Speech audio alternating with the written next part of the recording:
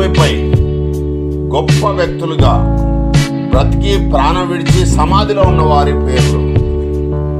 Galileo thermometer కనిపెట్టాడు. గౌతమ బుద్ధుడు Asia ఖండాన్నే ప్రభావితం చేశాడు ఆధ్యాత్మికంగా. అలెగ్జాండర్ ప్రపంచాన్ని జయించాడు.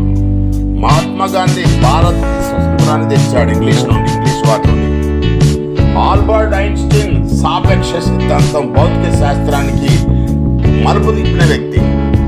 నెల్సన్ మండేలా నల్ల జాతీయుల కొరకు హక్కుల కొరకు. సర్ ఐజక్ న్యూటన్ గొప్ప శాస్త్రవేత్త.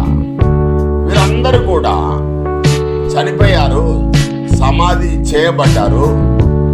వారు సమాధులు ఖాళీ సమాధులుగా లేవు ఈనాడు.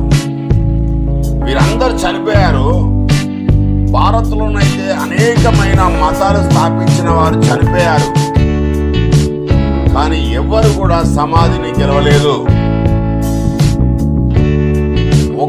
ఒక్కడు మరణాన్ని గెలిచి జయించి నిత్య జీవాన్ని పొందాడు. మనందరికీ త్రోవ చూపిన ఆ యేసు ఒక్కడే విజేత, మార్గదర్శి. ఆయన బాటలో నడుద్దాం, దేవుని కుమారులుగా బ్రతుకుతాం.